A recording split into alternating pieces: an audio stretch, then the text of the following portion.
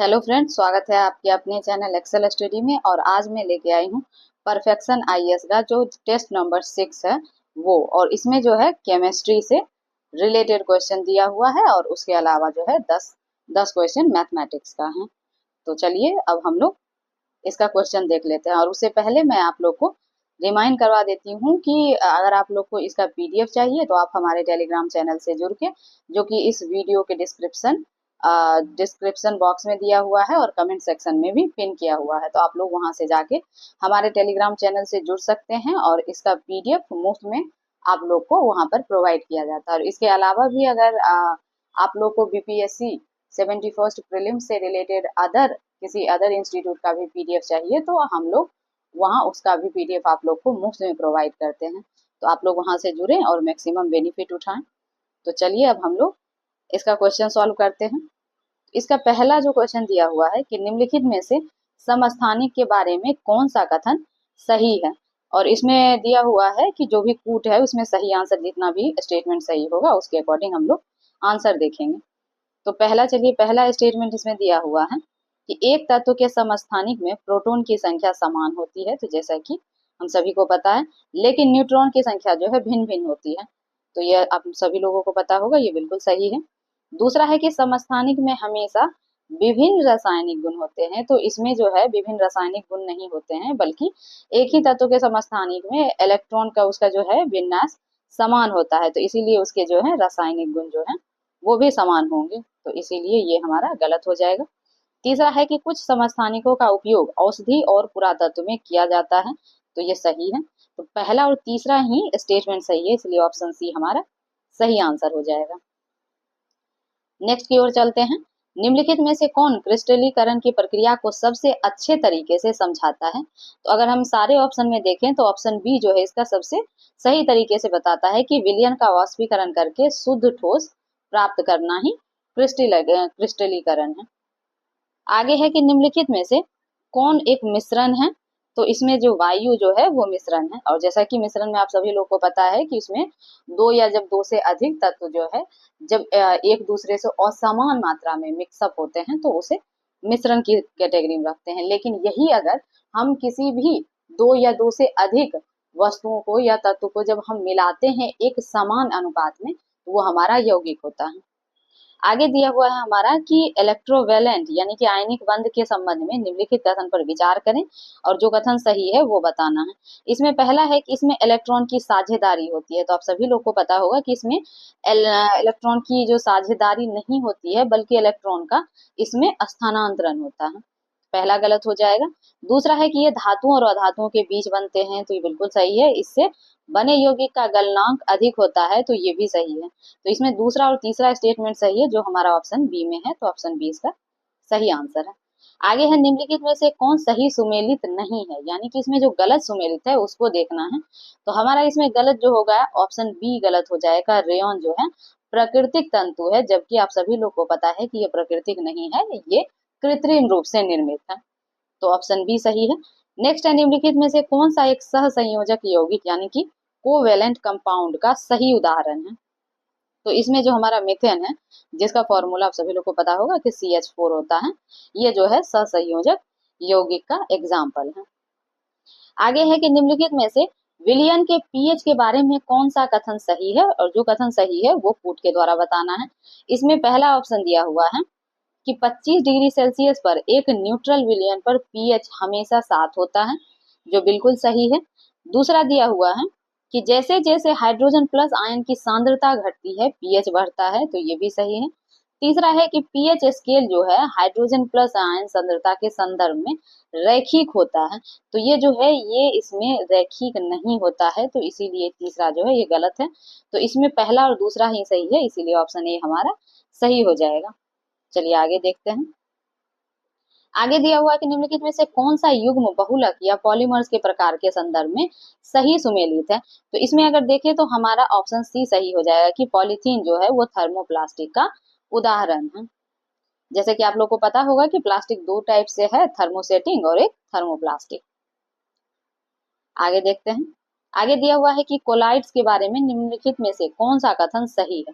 तो इसमें चलिए देख लेते हैं, और जो सही कथन है उसका हम लोग कूट के द्वारा आंसर चुनेंगे। इसमें पहला स्टेटमेंट दिया हुआ है कि वे समरूपी या होमोजीनियस मिक्सचर होते हैं, तो ये समरूपी नहीं होते हैं, ये विषमरूपी होते हैं, तो इसीलिए पहला स्टेटमेंट हमारा गलत है। दूसरा है वे प्रकाश की किरण को बिखेरते हैं, तो आप सभी को पता है कि इसका ये विशेषता ही है। तीसरा है कि वे ब्राउनियन गति को दर्शाते हैं, तो ये भी सही है, यानी 2 और 3 सही है, जो हमारे ऑप्शन बी में है। आगे दिया हुआ है कि सीमेंट निर्माण में चूना पत्थर या लाइमस्टोन जोड़ने का उद्देश्य क्या है, तो इसका उद्देश्य है कि यह जो है कैल्शियम ऑक्साइड प्रदान करता है, यानी ऑप्शन डी हमारा सही आंसर है। आगे है कि निम्नलिखित में से वेस्पर सिद्धांत के बारे में कौन सा स्टेटमेंट सही है, जो सही है उसको कूट के द्वारा उत्तर देना है। पहला है कि वेस्पर सिद्धांत जो है इलेक्ट्रॉन जोड़े की प्रतिकर्षण के आधार पर आणविक ज्यामिति की भविष्यवाणी करता है, तो बिल्कुल ठीक। दूसरा है कि अकेले इलेक्ट्रॉन जोड़े बंधन वाले जोड़े की तुलना में अधिक प्रतिकर्षण उत्पन्न करते हैं, तो ये भी सही है। और तीसरा कह रहा है कि वेस्पर सिद्धांत जो है सभी अणुओं में सटीक बंध कोण की भविष्यवाणी कर सकता है, तो इसमें सटीक नहीं होता, एक्चुअली ये अनुमान पे बेस्ड होता है, इसीलिए अनुमानित जो है इसका सही होना चाहिए, जो कि नहीं है, इसलिए हमारा तीसरा स्टेटमेंट गलत है। तो पहला और दूसरा सही है इसमें स्टेटमेंट, इसलिए ऑप्शन ए हमारा सही आंसर हो जाएगा। आगे देखते हैं, निम्नलिखित में से किस धातु को विद्युत अपचयन यानी कि इलेक्ट्रोलाइटिक रिडक्शन द्वारा निष्कासित किया जाता है, तो इसको जो है अगर हम देखें तो एल्युमिनियम जो है उसको विद्युत अपचयन के द्वारा निष्कासित होगा, यहाँ जो है हिंदी थोड़ा गलत दिया हुआ है, तो इसके थ्रू जो है उसका निष्कासन किया जाता है, निष्कासन होगा। आगे देखते हैं, अम्लों के बारे में निम्नलिखित में से कौन सा कथन सही है, और जो कथन सही है उसको कूट के द्वारा उत्तर देना है। पहला है कि अम्ल जो है नीले लिटमस को लाल कर देता है, तो ये बिल्कुल सही। दूसरा है कि अम्ल का जो पीएच है वो 7 से कम होता है, तो ये भी सही है। और तीसरा दिया हुआ है कि अम्ल विलयन में हाइड्रोक्साइड आयन यानी कि OH निगेटिव जो है ये प्रदान करता है, तो ये गलत है, क्योंकि इसमें जो है अम्ल विलयन में हाइड्रोजन आयन प्रदान करते हैं, यानी कि H+, ना कि ये हाइड्रोक्साइड आयन यानी कि OH-, इसीलिए ये स्टेटमेंट हमारा गलत हो जाएगा, तीसरा नंबर। तो इसमें पहला और दूसरा दिया हुआ है जो हमारे कूट ए में है, यानी कि ऑप्शन ए में दिया हुआ है, इसीलिए 13 का आंसर ऑप्शन ए हो जाएगा। आगे है, निम्नलिखित में से कौन अधिसरण या सब्लिमेशन को सही प्रकार से वर्णित करता है, और इसको सब्लिमेशन को एक दूसरा हिंदी भी हम लोग जानते हैं कि ऊर्ध्वपातन जिसको बोलते हैं, अधिसरण और ऊर्ध्वपातन दोनों का मतलब ही सब्लिमेशन होता है। तो चलिए, इसमें पूछ रहा है कि इसका सही प्रकार से कौन वर्णन करता है, यानी सबसे अच्छे तरीके से डिफाइन कौन कर रहा है इस सभी ऑप्शन में, तो ऑप्शन ए जो है हमारा वो सबसे सही है, क्योंकि ये जो है सीधे ठोस से गैस में परिवर्तित हो जाता है, तो हमारा ऑप्शन ए जो है वो सही आंसर है। नेक्स्ट है, निम्नलिखित में से किस यौगिक में समन्वयी बंध यानी कि कोऑर्डिनेट बॉन्ड पाया जाता है, तो यह जो है CO यानी कि कार्बन मोनोऑक्साइड में। आगे दिया हुआ है कि निम्नलिखित में से कौन सा रासायनिक परिवर्तन की विशेषता है, और कूट के द्वारा उसका आंसर देना है। इसमें पहला दिया हुआ है कि नए पदार्थ का इसमें निर्माण होता है, तो बिल्कुल सही है। इसमें दूसरा है कि प्रक्रिया की परिवर्तनीयता, तो आप सभी को पता है कि रासायनिक परिवर्तन में क्या होता है कि उसमें कोई पदार्थ जो है उसका जो है प्रकृति, उसका रासायनिक गुण और उसका फिजिकल फॉर्म भी वो सारा ही चेंज हो जाता है, तो इसीलिए उसको वापस से रिवर्स करना यानी कि वापस से उसको उसी फॉर्म में लाना बहुत मुश्किल होता है, और अगर शायद किसी का होता भी हो तो बेहद डिफिकल्ट है, ना के बराबर है, तो इसीलिए ये दूसरा स्टेटमेंट हमारा गलत हो जाएगा, क्योंकि ये इरिवर्सेबल प्रोसेस होता है रासायनिक परिवर्तन। तीसरा दिया हुआ है कि ऊर्जा में परिवर्तन होता है गर्मी या प्रकाश का उत्सर्जन या अवशोषण में, तो ये बिल्कुल सही है कि उसमें परिवर्तन होता है, तो इसमें पहला और तीसरा ही सही है जो हमारे ऑप्शन बी में दिख रहा है, इसीलिए ऑप्शन बी हमारा सही आंसर है। आगे देखते हैं, नेक्स्ट है, निम्नलिखित में से कौन सा एक कोलाइड विलयन है, यानी कि कोलाइड विलयन का एग्जाम्पल कौन सा है, तो ये दूध जो है ये कोलाइड है, और दूध जो है पायस का भी एग्जाम्पल है, तो आप लोग याद रखेंगे। आगे है, सीमेंट निर्माण में जिप्सम जोड़ने का मुख्य उद्देश्य क्या है, तो इसका उद्देश्य है कि जमने के समय में विलंब करना, यानी कि ये जो उसका फ्रीजिंग है यानी कि जो जल्दी जो जम जाता है, तो अगर जिप्सम मिला हुआ रहता है तो उसका क्या होता है कि वो लेट से जमता है, और इस वजह से उसको स्टोर करने में आसानी होती है, और लंबे टाइम तक वो जो है मतलब लंबे टाइम तक उसको स्टोर किया जा सकता है बिना जमे हुआ, अन्यथा वो जमेगा तो वो खराब हो जाएगा। आगे चलिए, आगे देखते हैं, नेक्स्ट है कि निम्नलिखित में से कौन सा गुण जो है धातुओं का नहीं है। तो इसमें जो भंगुरता जो है वो धातुओं का गुण नहीं है। तन्यता होनी चाहिए धातुओं में, उसकी विद्युत चालकता उच्च होनी चाहिए और उसकी धात्वियता भी होनी चाहिए, और उसको जो है हम लोग पतली चादर के रूप में बना सकते हैं। सभी धातुओं का गुण है, तो आप सभी लोग को ये बेहद बहुत बेसिक है, तो आप सभी लोग को पता होगा। आगे चलिए, आगे हम लोग देखते हैं। तो नेक्स्ट दिया हुआ है कि निम्नलिखित यौगिक में से किसमें सिग्मा जो है सिग्मा बॉन्ड नहीं होता है।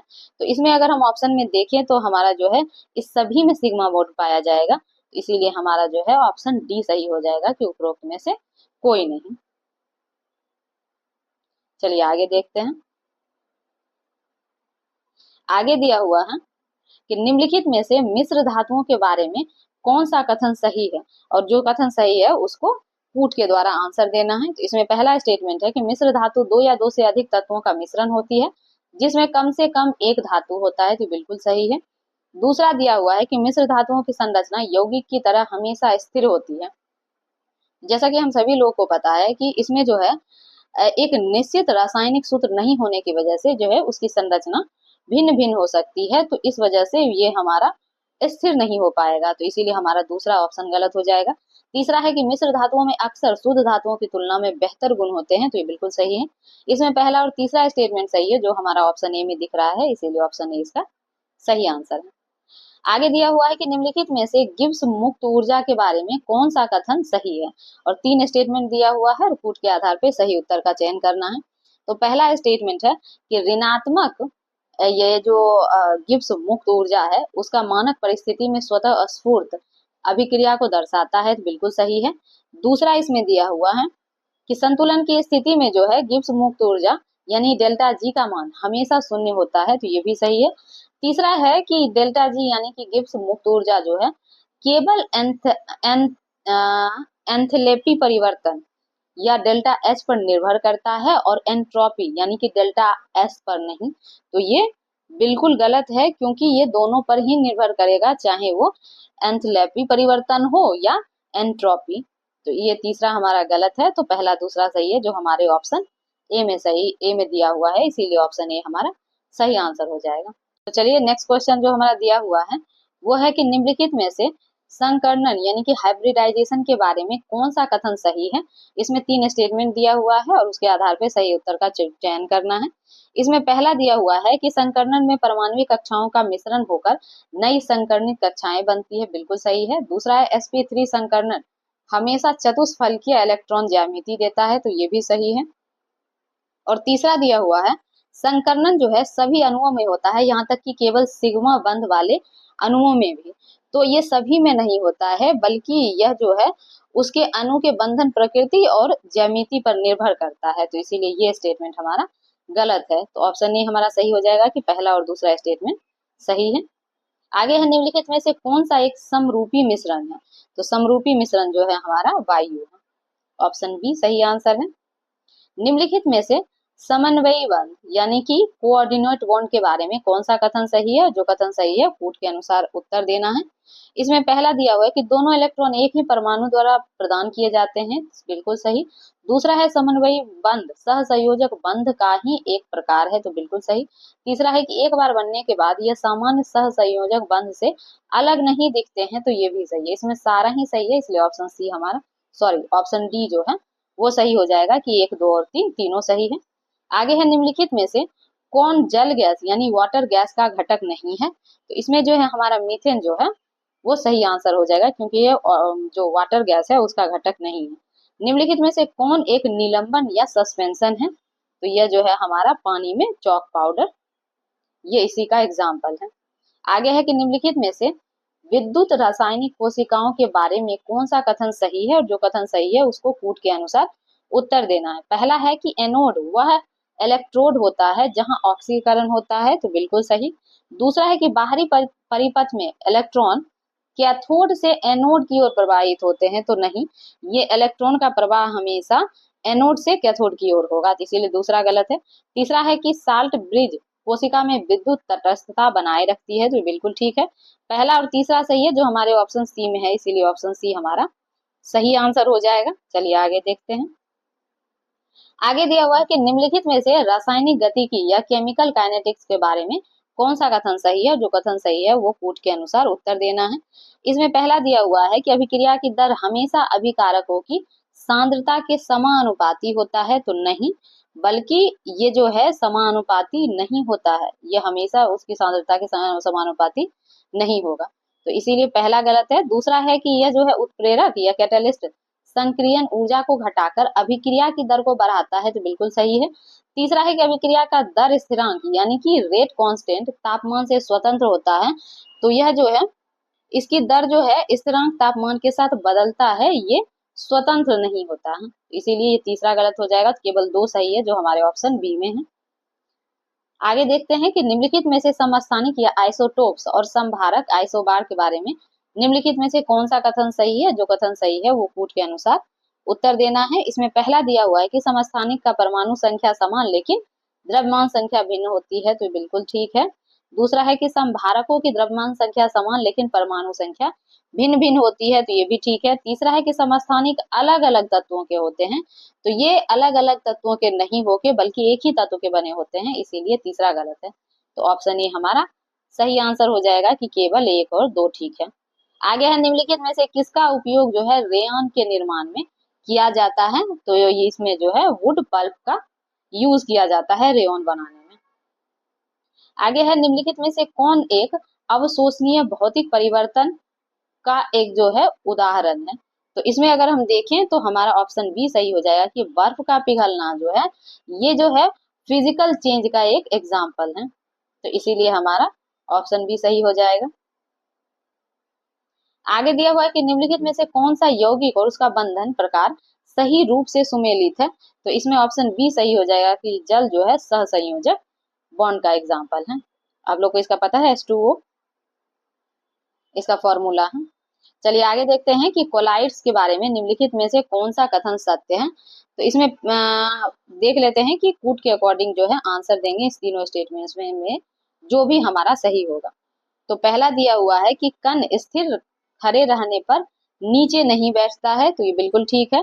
दूसरा दिया हुआ है कि कण सच्चे विलयों की तुलना में छोटे होते हैं, तो ये छोटा नहीं होता बल्कि उससे साइज में बड़ा होता है, तो दूसरा गलत है।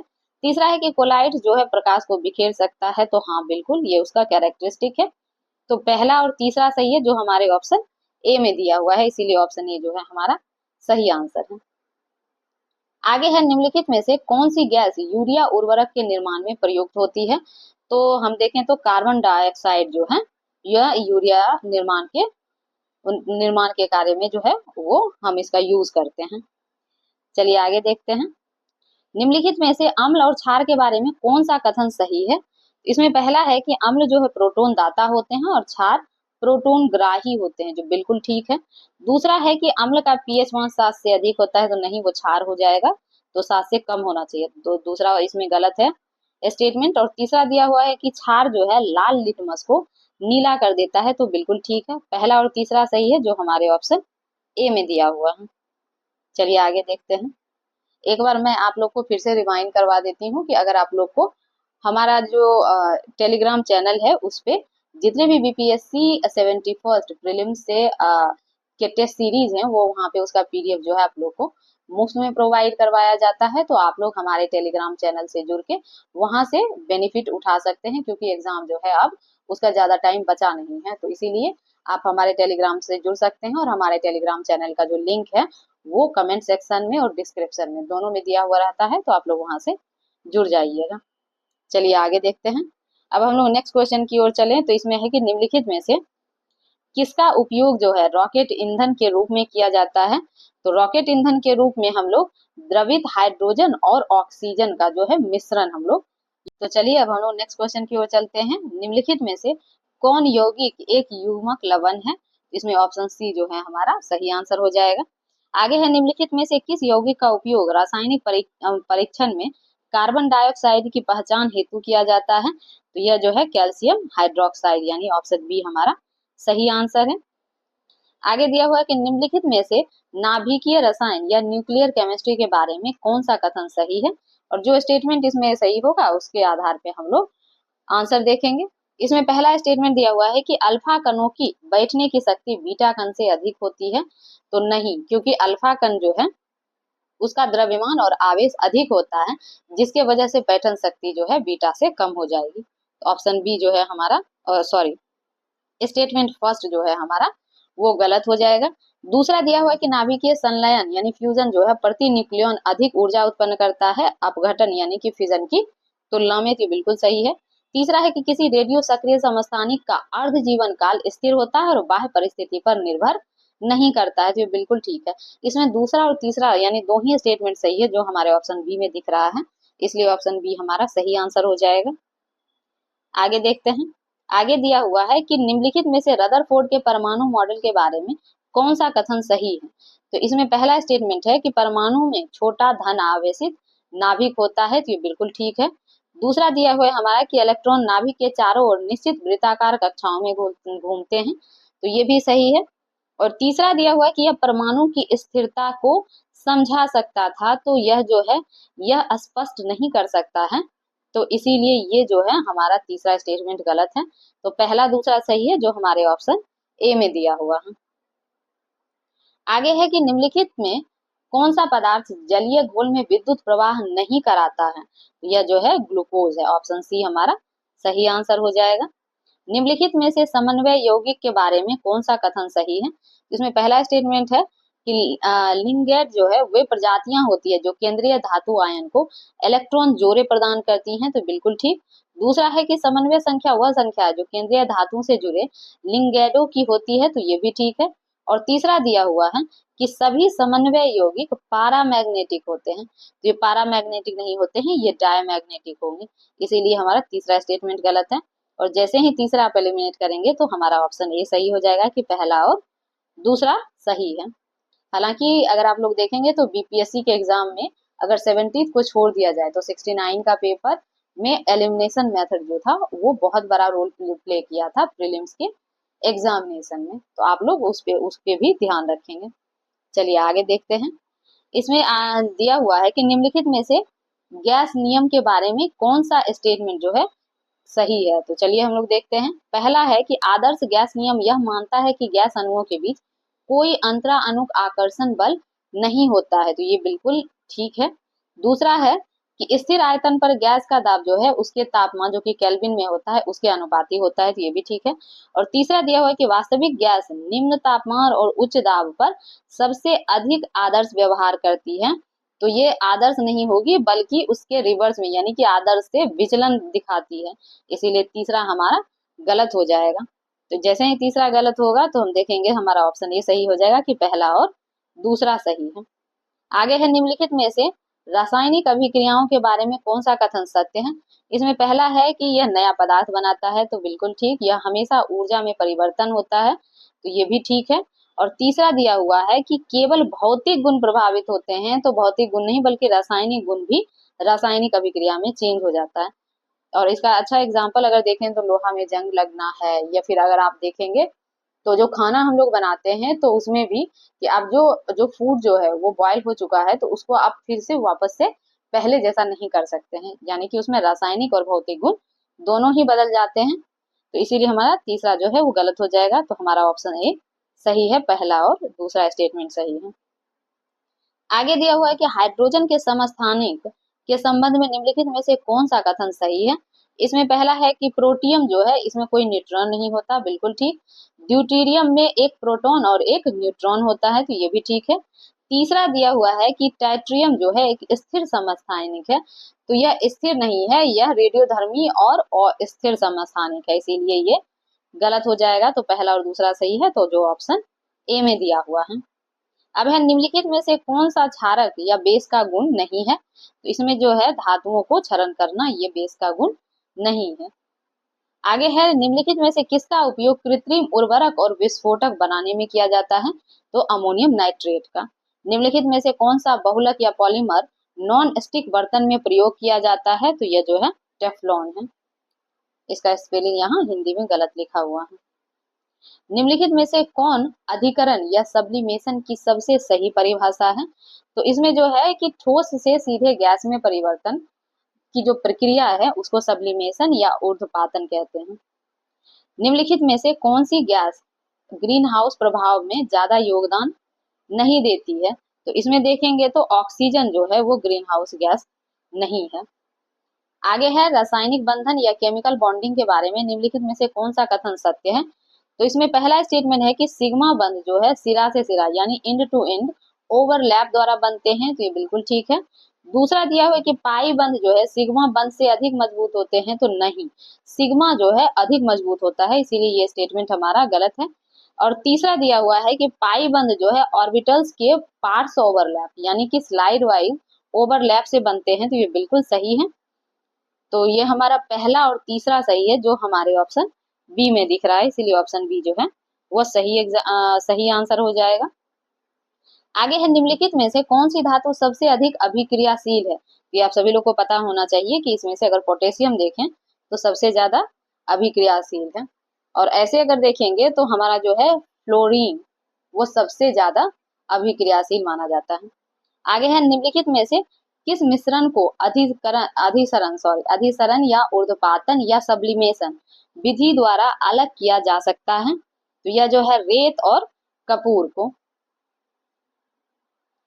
आगे है कि निम्नलिखित में से कौन सा गुण जो है अधातुओं या नॉन मेटल्स का नहीं है? तो इसमें जो है उच्च गलनांक और क्वथनांक जो है ये उसका गुण नहीं है, ऑप्शन बी जो उसका सही आंसर था। नेक्स्ट क्वेश्चन है कि निम्नलिखित में से किसका उपयोग ब्लीचिंग पाउडर बनाने में किया जाता है? ये हो जाएगा स्लेक्ट लाइम, ऑप्शन सी हमारा सही आंसर है। निम्नलिखित में से कौन सा उर्वरक अमोनिया से बनाया जाता है? तो ये जो है यूरिया है, ऑप्शन ए हमारा सही आंसर है। चलिए आगे देखते हैं। आगे दिया हुआ है निम्नलिखित में से कौन सी अभिक्रिया विस्थापन अभिक्रिया यानी कि डिस्प्लेसमेंट रिएक्शन का उदाहरण है? तो ये जो है हमारा ऑप्शन बी सही हो जाएगा कि Zn+H2SO4 जो कि सल्फ्यूरिक अम्ल का फॉर्मूला है। तो ये जो है ZnSO4 और प्लस H2 ये बनाएगा, यानी ऑप्शन बी जो है हमारा सही आंसर है। आगे है निम्नलिखित में से किस ईंधन को कैलोरी मूल्य यानी कि कैलोरीफिक वैल्यू सबसे कम है? तो इसमें देखेंगे तो कोयला जो है इसका सबसे कम कैलोरी मूल्य होता है। आगे है साबुन और डिटर्जेंट के बारे में निम्नलिखित में से कौन सा कथन सही है? इसमें पहला है कि साबुन जैविक रूप से अपघटनीय है लेकिन कठोर जल में प्रभावी नहीं होता है, ये बिल्कुल सही है। दूसरा है कि डिटर्जेंट जो है कठोर जल में प्रभावी होते हैं लेकिन जैविक रूप से अपघटनीय नहीं होते, तो ये भी सही है। तीसरा है कि दोनों वसा और तेल से बनाए जाते हैं, तो जैसा हम सभी को पता है कि साबुन जो है प्राकृतिक तेल से बनाए जाते हैं लेकिन डिटर्जेंट जो है वो पेट्रोकेमिकल से बनाया जाता है, इसलिए ये स्टेटमेंट हमारा गलत है। तो पहला दूसरा ऑप्शन ए में है, इसलिए ऑप्शन ए इसका सही आंसर है। आगे दिया हुआ है कि कार्बन मोनोऑक्साइड यानी कि CO के बारे में निम्नलिखित में से कौन सा कथन सही है? इसमें पहला स्टेटमेंट दिया हुआ है कि यह रंगहीन और गैसहीन होता है, जो बिल्कुल ठीक है। दूसरा है कि यह हवा से भारी होता है और नीचे बैठ जाता है, तो यह हवा से भारी नहीं होता है बल्कि हवा से हल्का ही होता है कार्बन मोनोऑक्साइड, और बंद कमरे में तो ये ऊपर की ओर और फैलने लगता है, इसीलिए ये गलत है। तीसरा है कि यह हीमोग्लोबिन से ऑक्सीजन की तुलना में अधिक मजबूती से बंधता है, तो ये भी ठीक है। तो पहला और तीसरा सही है जो हमारे ऑप्शन सी में दिख रहा है, इसीलिए ऑप्शन सी इसका सही आंसर है। अब निम्नलिखित में से किसका मुख्य रूप से ड्राई क्लीनिंग में उपयोग किया जाता है? तो ये जो है हमारा टेट्राक्लोरोएथिलीन है, तो ऑप्शन डी सही आंसर है। आगे है मिश्र धातु या एलॉय के बारे में निम्नलिखित में से कौन सा कथन सही है? पहला इसमें दिया हुआ है कि मिश्र धातु निश्चित रासायनिक सूत्र वाली यौगिक होती है, तो ये जो है ये यौगिक नहीं होता है बल्कि ये मिश्रण होगा, तो इसीलिए ये स्टेटमेंट हमारा गलत हो जाएगा पहला। दूसरा है कि मिश्र धातुओं में सामान्यतः शुद्ध धातुओं की तुलना में बेहतर गुण पाए जाते हैं, तो ये बिल्कुल ठीक है। और तीसरा है कि पीतल जो है कॉपर और टिन का मिश्रण है, तो ये कॉपर और टिन का मिश्रण नहीं है बल्कि कॉपर और जिंक का मिश्रण है। और अगर हम कांच से देखें तो वो कॉपर और टिन का मिश्रण है, इसीलिए तीसरा भी गलत है, सिर्फ दूसरा सही है, इसलिए ऑप्शन बी जो है हमारा सही आंसर है। आगे है कि हैबर प्रक्रिया में अमोनिया तैयार करने के लिए कौन सी गैस का प्रयोग किया जाता है? इसमें जो है हाइड्रोजन और नाइट्रोजन का यूज होता है। पॉलीमर के बारे में निम्नलिखित में से कौन सा कथन सही है? तो इसमें यह सही हो जाएगा कि थर्मोप्लास्टिक को गर्म करने पर मुलायम किया जा सकता है, ऑप्शन बी इसका सही आंसर है।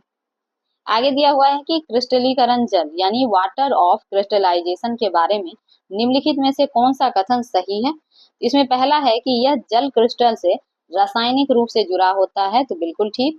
दूसरा है कि यह कुछ लवण के रंग को भी प्रभावित करता है, तो ये भी ठीक है। तीसरा है कि इसे साधारण निस्पंदन यानी फिल्ट्रेशन द्वारा हटाया जा सकता है। तो ये जो है रासायनिक बंध से जुड़ा होने के कारण इसको जो है सिर्फ गर्म करने पर ही हटाया जा सकता है, इसे साधारण फिल्ट्रेशन द्वारा नहीं हटाया जा सकता, इसीलिए तीसरा गलत है। तो पहला दूसरा जो है हमारे ऑप्शन ए में सही है, दिया हुआ है कि केवल 1 और 2 सही है, तो ऑप्शन ए उसका सही आंसर है। आगे दिया हुआ है कि निम्नलिखित में से कौन सा कोलाइड नहीं है? तो कोलाइड नहीं है तो वायु जो है वो कोलाइड का एग्जाम्पल नहीं है। आगे है कि कोवेलेंट यौगिक के बारे में निम्नलिखित में से कौन सा कथन सत्य है? इसमें पहला है कि इसका गलनांक और क्वथनांक कम होता है, तो बिल्कुल ठीक। दूसरा है कि ये पिघली हुई अवस्था में विद्युत का प्रवाह करते हैं, तो ये जो है पिघली हुई अवस्था में विद्युत का प्रवाह नहीं करता है, इसीलिए दूसरा गलत है। और तीसरा कि यह सामान्यतः जल में अघुलनशील होते हैं, तो ये बिल्कुल ठीक है। तो हमारा पहला और तीसरा सही है जो ऑप्शन ए में दिया हुआ है, इसीलिए ऑप्शन ए इसका सही आंसर है। आगे है कि उष्मागतिकी या थर्मोडायनेमिक्स के बारे में निम्नलिखित में से कौन सा कथन सही है?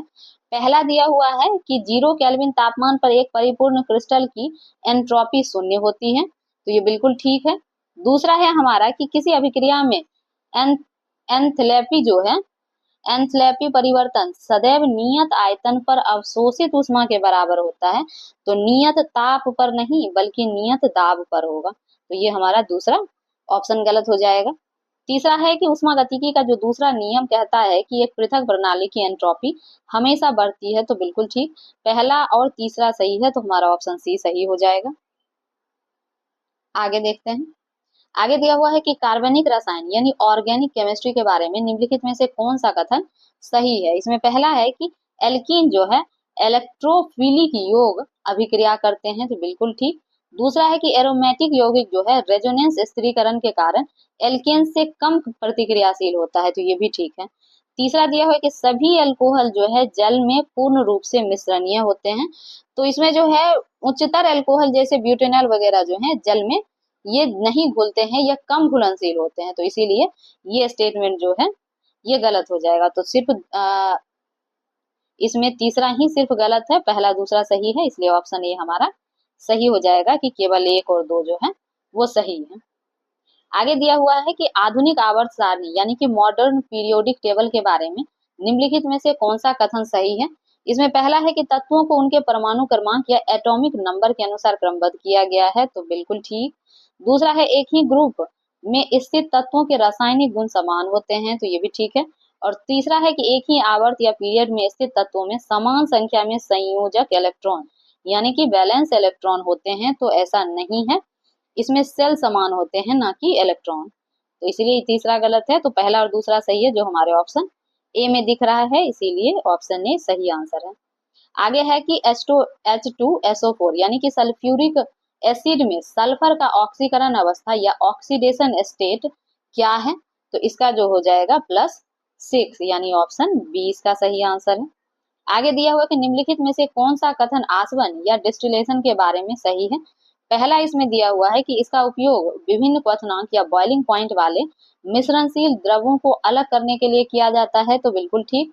तीसरा कह रही हूँ, सॉरी। दूसरा जो है यह किसी द्रव से ठोस अशुद्धि हटाने के लिए उपयोगी है, तो यह जो है ठोस अशुद्धि को नहीं बल्कि ये जो है इसका निस्पंदन के द्वारा इसको हटाने के लिए जो इसका है यूज होता है, इसीलिए इसमें जो है इसका दूसरा स्टेटमेंट गलत हो जाएगा। और तीसरा है कि अंशात्मक आसवन यानी कि फ्रैक्शनल डिस्टिलेशन का प्रयोग जो है क्रूड ऑयल के घटक को अलग करने में किया जाता है, बिल्कुल ठीक है। इसीलिए पहला और तीसरा सही है, तो हमारा ऑप्शन सी जो है वो सही हो जाएगा। चलिए आगे देखते हैं। आगे दिया हुआ है कि इलेक्ट्रॉन के बारे में निम्नलिखित में से कौन सा कथन सही है? इसमें पहला है कि इसका आविष्कार जे थॉमसन के द्वारा किया गया था, तो ये बिल्कुल ठीक है। दूसरा है कि यह एक इकाई धनात्मक आवेश वहन करता है, तो यह जो है एक इकाई ऋणात्मक आवेश वहन करता है, धनात्मक नहीं, इसीलिए ये गलत है। तीसरा दिया हुआ कि इसका द्रव्यमान जो है प्रोटॉन की तुलना में नगण्य होता है, तो ये भी ठीक है। पहला और तीसरा सही है, तो हमारा ऑप्शन बी सही आंसर हो जाएगा। निम्नलिखित में से किसका उपयोग पेट्रोल में एंटी नॉक यौगिक यानी कि एंटी नॉक कंपाउंड के रूप में किया जाता है? तो यह जो है टेट्राएथिल लेड का। और आप सभी लोगों को पता है कि ये जो है उसमें जो है आवाज जो है वो कम करने के लिए, जैसे मोटर बाइक वगैरह में, कि ताकि वो जो है एंटी नॉकिंग का उसमें जो है प्रोसीजर किया जा सके, तो इसीलिए वो हम लोग यूज करते हैं। चलिए आगे देख लेते हैं। तो इसमें आगे दिया हुआ है कि रासायनिक अभिक्रियाओं यानी कि केमिकल रिएक्शन के बारे में निम्नलिखित में से कौन सा कथन सही है? इसमें पहला है कि इसमें हमेशा नए पदार्थ बनते हैं, तो बिल्कुल ठीक है। दूसरा इसमें दिया कि रासायनिक अभिक्रिया में हमेशा ऊर्जा उत्सर्जित होती है, तो ऊर्जा अवशोषण और उत्सर्जन इसमें दोनों ही होता है, इसीलिए ये जो है गलत हो जाएगा। तीसरा है कि रंग में परिवर्तन रासायनिक अभिक्रिया का संकेत हो सकता है, तो बिल्कुल हो सकता है। इसमें पहला और तीसरा है जो हमारे ऑप्शन बी में दिख रहा है, इसीलिए ऑप्शन बी सही आंसर है। निम्नलिखित में से कौन सा पॉलीमर पेट्रोलियम उत्पादों से बना हुआ है? तो यह जो है नायलॉन, इसका ये पेट्रोलियम उत्पाद से बनता है। आगे है कि निम्नलिखित में से किस यौगिक में आयनिक और सह संयोजक दोनों बंद होते हैं? तो यह जो है हमारा ऑप्शन बी जो है इसका सही आंसर हो जाएगा, NH4Cl। चलिए आगे देख लेते हैं। नेक्स्ट क्वेश्चन हमारा जो दिया हुआ है यह है कि निम्नलिखित में से कौन सा सल्फ्यूरिक अम्ल का उपयोग नहीं है? तो इसमें जो है घाव के लिए एंटीसेप्टिक के रूप में जो है सल्फ्यूरिक अम्ल का यूज नहीं होता है। अदरवाइज अगर हम लोग बैटरी में देखेंगे तो उसमें भी, उर्वरक के निर्माण में भी और धातु के सफाई में भी इसका यूज किया जाता है, इसीलिए उसमें नहीं पूछ रहा है, तो ऑप्शन डी हमारा सही आंसर है। आगे है समान परिस्थिति में निम्नलिखित में से किस गैस का विसरण या एफ्यूजन का जो दर है वो सबसे अधिक होता है? तो इसमें जो है मेथेन यानी कि CH4 जो है वो होता है, तो ऑप्शन सी सही आंसर है इसका। निम्नलिखित में से किस पदार्थ का उपयोग अस्थायी कठोरता यानी कि परमानेंट हार्डनेस को हटाने के लिए होता है? तो इसमें जो है वॉशिंग सोडा का यूज किया जाता है। आगे है हाइड्रोजन के बारे में निम्न में से कौन सा कथन सही है? पहला है कि यह सबसे हल्का तत्व है, बिल्कुल ठीक। दूसरा है कि यह द्विमाणु अणु यानी कि द्वि परमाणु अणु होगा, यहाँ पे ही गलत लिखा हुआ है कि डायटोमिक मॉलिक्यूल है, तो ये जो है दूसरा स्टेटमेंट भी हमारा सही है। और तीसरा है कि यह प्रकृति में सदैव परमाणविक रूप में पाया जाता है, तो यह जो है हमेशा परमाणविक रूप में नहीं पाया जाता है, बहुत कम अमाउंट में पाया जाता है, क्योंकि जो है हाइड्रोजन जो है ये बहुत ज्यादा जो है क्रियाशील होता है, तो इस कारण से यानी कि ये तीसरा स्टेटमेंट हमारा गलत है, तो पहला दूसरा सही है जो हमारे ऑप्शन ए में दिख रहा है। तो नेक्स्ट क्वेश्चन है कि निम्न में से कौन सा न्यूट्रलाइजेशन अभिक्रिया का उदाहरण है? तो ये जो है हमारा ऑप्शन ए सही हो जाएगा, HCl प्लस NaOH जो है हमारा नमक और पानी जो है ये उत्पाद बनाता है। चलिए आगे चल के देखते हैं।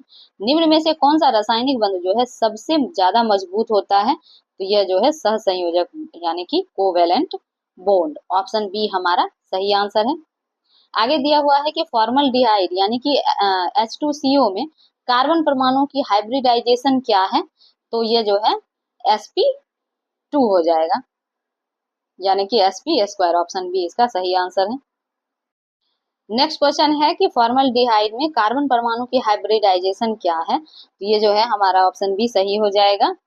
आगे है निम्नलिखित में से कौन सी विधि वायु से नाइट्रोजन को अलग करने की सबसे उत्तम विधि है? तो यह जो है अंशात्मक आसवन, ऑप्शन सी हमारा सही आंसर है। आगे है निम्नलिखित में से कौन सी गैस जो है चूना पानी को दूधिया कर देती है? तो यह कार्बन डाइऑक्साइड है, ऑप्शन सी। निम्नलिखित में से कौन सा गुण एक कॉलिगेटिव प्रॉपर्टी है?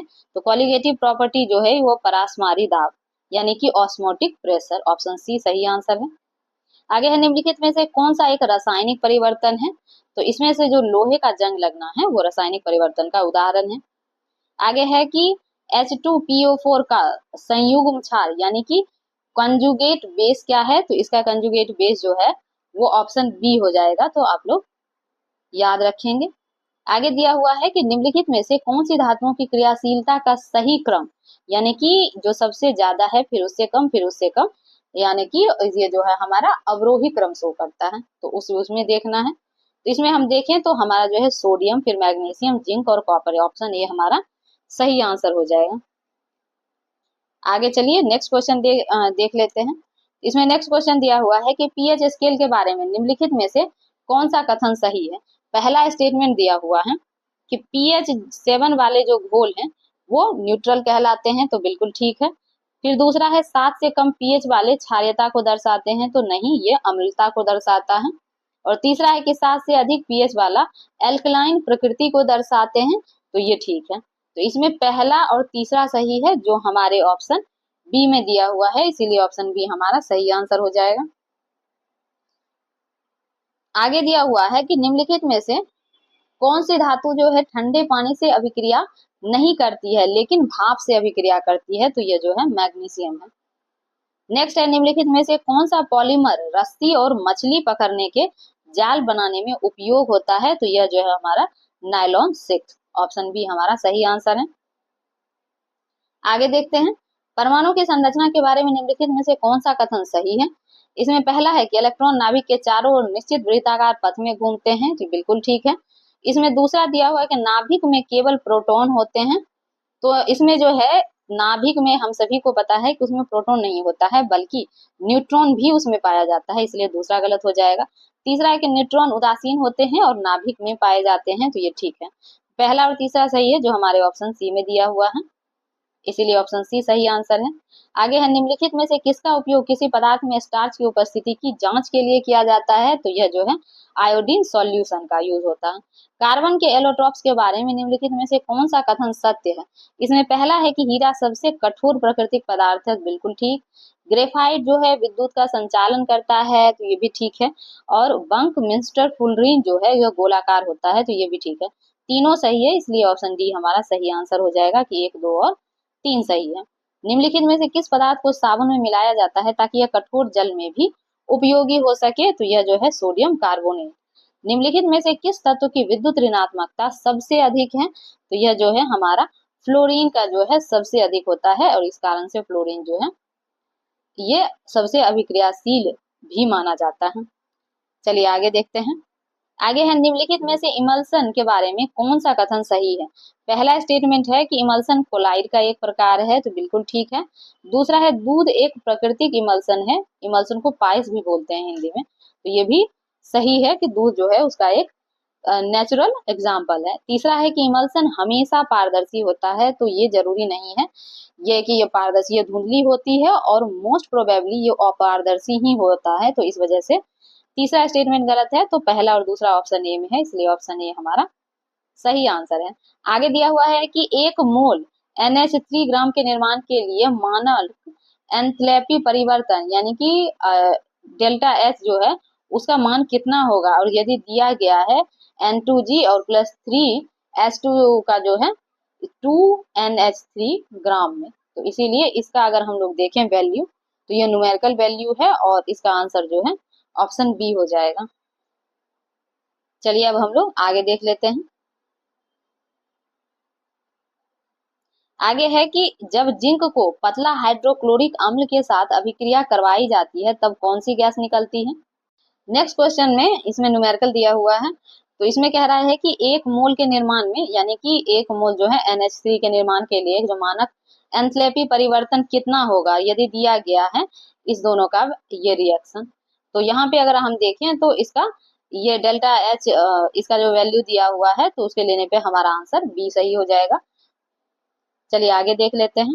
आगे दिया हुआ है कि जब जिंक को पतला हाइड्रोक्लोरिक अम्ल के साथ अभिक्रिया करवाई जाती है तब कौन सी गैस निकलती है, तो इसमें जो है हाइड्रोजन गैस उत्सर्जित होता है। निम्नलिखित में से कौन सा पदार्थ अग्निशामक और बेकिंग दोनों के लिए उपयोग होता है, तो ये आप सभी को पता है कि सोडियम बाइकार्बोनेट जो है वो उसका जो है अग्निशामक में भी यूज किया जाता है। नेक्स्ट है कि क्रिस्टलीकरण अभिक्रिया के बारे में निम्नलिखित में से कौन सा कथन सही है, तो चलिए देखते हैं। पहला इसमें दिया हुआ है कि यह ठोस पदार्थ को शुद्ध करने के लिए होता है, तो बिल्कुल ठीक। दूसरा है कि यह वाष्पशील द्रव को अवाष्पशील ठोस से अलग कर सकता है, तो नहीं, यह जो है ये क्रिस्टलीकरण का नहीं है बल्कि ये डिस्टिलाइजेशन का है, तो इसीलिए ये जो है गलत हो जाएगा। तीसरा है कि यह गर्म संतृप्त विलयन को ठंडा करने पर क्रिस्टल बनता है, तो ये भी बिल्कुल सही दिया हुआ है। तो पहला और तीसरा सही है जो हमारे ऑप्शन ए में दिया हुआ है। आगे है निम्नलिखित में से कौन सा प्राकृतिक पॉलीमर का एग्जाम्पल दिया हुआ है, तो यह जो है सेल्यूलोज है। निम्नलिखित में से कौन सा पदार्थ कांच निर्माण के कच्चे माल के रूप में उपयोग होता है, तो यह सोडियम कार्बोनेट का यूज किया जाता है कच्चे माल के रूप में कांच इंडस्ट्री में। फिर निम्नलिखित में से कौन सा कथन नोवेल गैस के बारे में सही है? इसमें पहला है कि वो रासायनिक रूप से निष्क्रिय होते हैं, तो बिल्कुल ठीक। उसका बाह्य जो है कक्षा वो पूर्ण होता है, इसीलिए उसको नोवेल गैस की श्रेणी में भी रखते हैं, तो ये भी ठीक है। और वे एक परमाणु वाली गैस होती है, तो ये भी सही है। तो तीनों सही है, इसलिए ऑप्शन डी हमारा सही आंसर है कि 1, 2 और 3 तीनों इसमें सही है। आगे दिया हुआ है कि निम्नलिखित में से कौन सा यौगिक जो है ऑप्टिकल समावयवता को दर्शाता है? तो ये जो है हमारा ऑप्शन बी इसका सही आंसर दिया हुआ है। आगे देखते हैं, तो कैल्शियम के जल के साथ अभिक्रिया करने पर क्या बनता है? तो ये जो है हमारा कैल्शियम हाइड्रोक्साइड का निर्माण करेगा। निम्नलिखित में से कौन सा मिश्रण को सही रूप में परिभाषित करता है?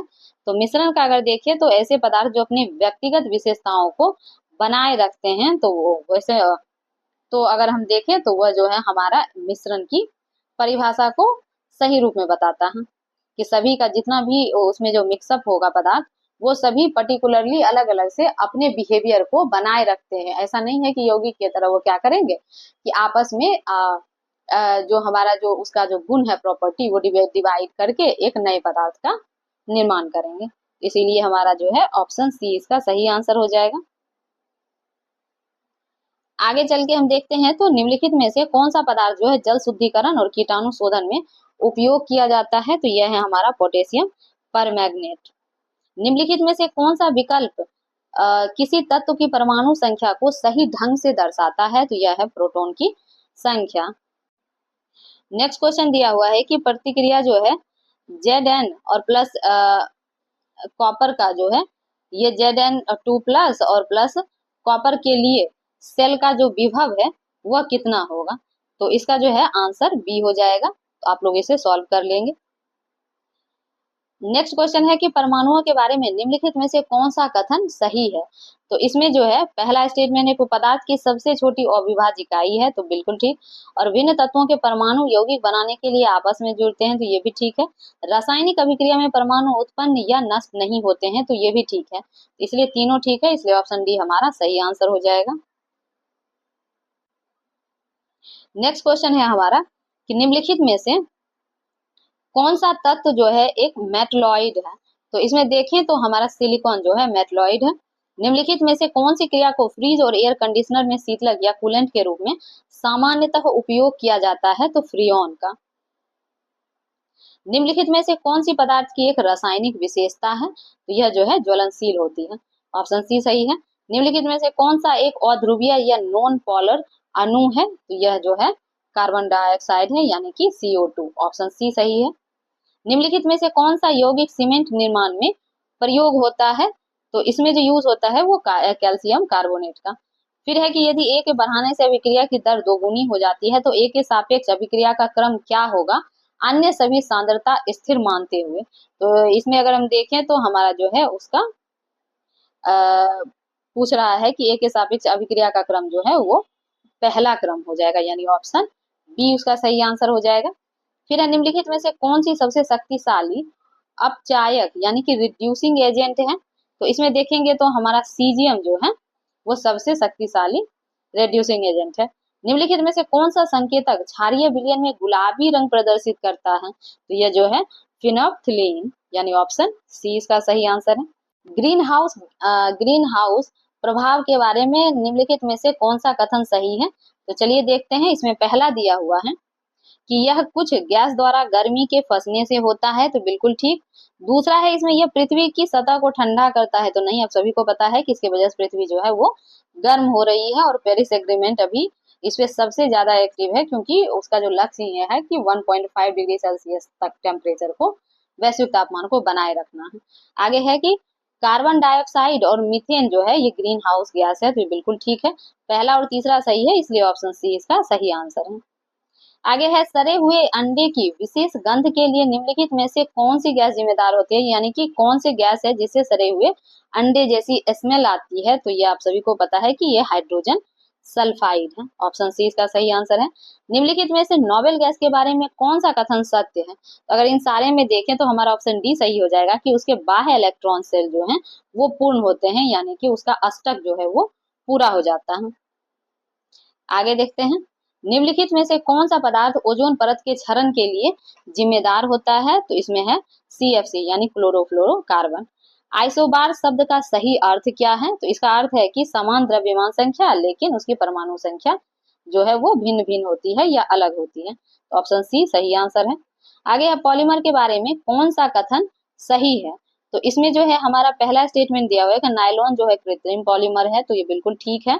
दूसरा है कि प्रोटीन एक प्राकृतिक पॉलीमर है, तो ये भी ठीक है। तीसरा है कि पॉलीमर जो है सदैव क्रिस्टलीय संरचना रखते हैं, तो अधिकांश पॉलीमर जो है वो एफॉर्मस होते हैं, तो इसलिए ये जो है अव्यवस्थित होते हैं क्रिस्टलीय रूप में, इसकी संरचना जो है वो नहीं होती है, इसीलिए तीसरा गलत हो जाएगा। तो पहला दूसरा सही है, इसलिए ऑप्शन ए हमारा सही हो जाएगा।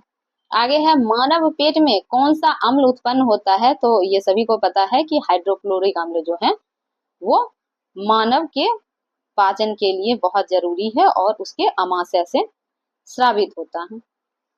चलिए आगे देखते हैं। अब है कि इलेक्ट्रोलिसिस यानी कि विद्युत अपघटन प्रक्रिया के बारे में कौन सा कथन सत्य है? तो पहला है कि यह विद्युत द्वारा रासायनिक अपघटन की प्रक्रिया है, तो बिल्कुल ठीक है। दूसरा है कि यह धातुओं के निष्कर्षण और शुद्धिकरण में प्रयुक्त होता है, तो ये भी ठीक है। तीसरा है कि इसमें आयनों की कोई गति नहीं होती है, तो ये स्टेटमेंट जो है हमारा गलत हो जाएगा, क्योंकि आयन की गति ही तो सबसे ज्यादा इंपॉर्टेंट होती है, और कैथोड की ओर जो है धनायन और एनोड की ओर जो है ऋणायन ये होता है, उसकी विशेषता है। चलिए अब हम लोग देखते हैं, तो इसमें पहला दूसरा सही है, तो ऑप्शन ए हमारा सही हो जाएगा।